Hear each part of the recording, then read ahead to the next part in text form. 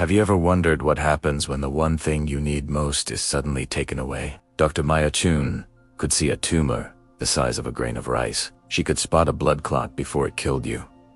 Her hands were steady as stone. At just 35, she was one of the best brain surgeons in the country. Patients flew across the world for the chance to have her operate. Then, one Tuesday morning, she woke up and couldn't see her hands. Not blurry, not dim.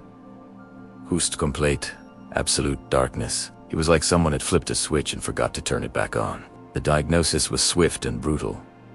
A rare virus had attacked her optic nerves, destroying them. Her colleagues, her friends, all said the same thing. "We're sorry, Maya. There's nothing we can do."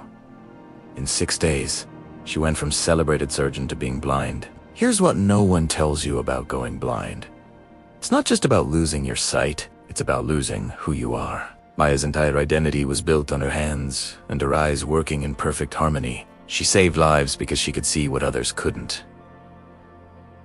Now, she couldn't even see her own reflection. The hospital put her on permanent medical leave. T.W. Kine gave her full benefits, but the message was clear. A blind surgeon is an impossible thing. For 3 months, Maya stayed in her apartment, a prisoner in the darkness that was now her entire world. Her mom brought food she wouldn't eat. Her best friend called every day, but she never answered. The despair was overwhelming. For weeks, she thought about ending it all. What's the point of living when everything you've built has vanished? But Maya was stubborn. One day, her 7-year-old niece came to visit, bringing a small lump of clay from school. "Aunt Maya," she asked, "can you play with me?" The moment her hands touched that clay, something woke up inside her. She could feel everything, the texture, the weight. The weight shifted under her fingers, and suddenly, her brain, trained for years to navigate the 3D space inside a human skull, began to see again. Not with her eyes, but with her hands. She made a simple, lumpy bowl that day. It was ugly, but it was something she had created. The next day, she made another, and another. Every day, her hands remembered more. The feel of tissue, the curve of bone, the way muscles connect.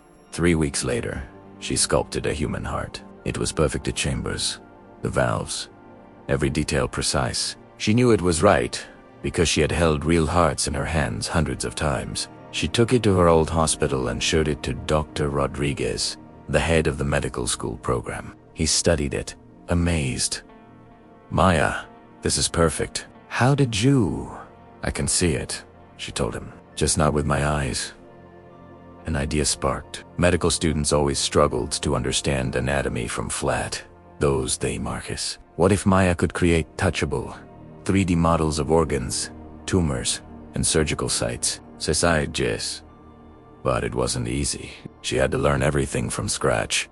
New materials, production scaling, teaching others her unique technique. She failed constantly. Models crumbled, details were wrong, and the urge to quit was a daily battle. Her hands ached, her back screamed, and every morning, she woke up to the same unyielding darkness. But slowly, her models improved, becoming more and more accurate. She learned to take CT scan data, have it fed into a 3D printer she could touch, and then use that as a base to sculpt an even finer, more detailed replica by hand. Soon, medical schools started calling.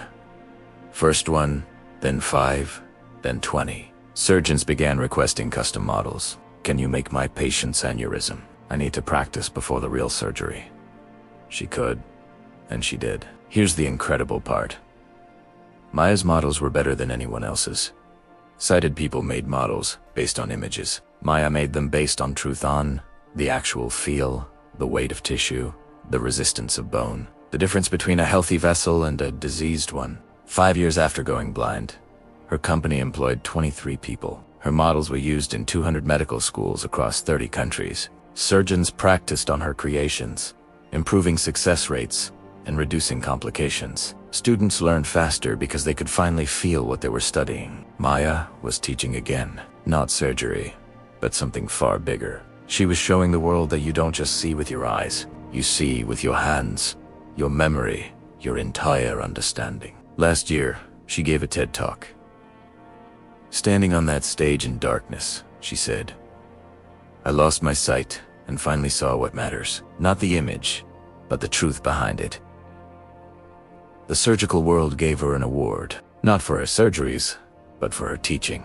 The inscription reads, To the doctor who taught us to see clearly in air office, Maya keeps a sculpture of 2 hands, holding a sphere of light. She made it the day she realized that blindness didn't take her gift. It just changed how she used it. She tells young doctors now, your eyes will fail you someday. Age, injury, exhaustion, something will take them. But your understanding, your purpose, nobody can take that unless you give it away. Dr. Maya Chen lost her eyesight at 35 and thought her life was over. It turned out it was just beginning, because the biggest disability isn't losing your eyes, it's losing your vision for what is possible. And Maya, she sees more clearly than ever. Thanks for watching. If this story inspired you, please like and subscribe for more.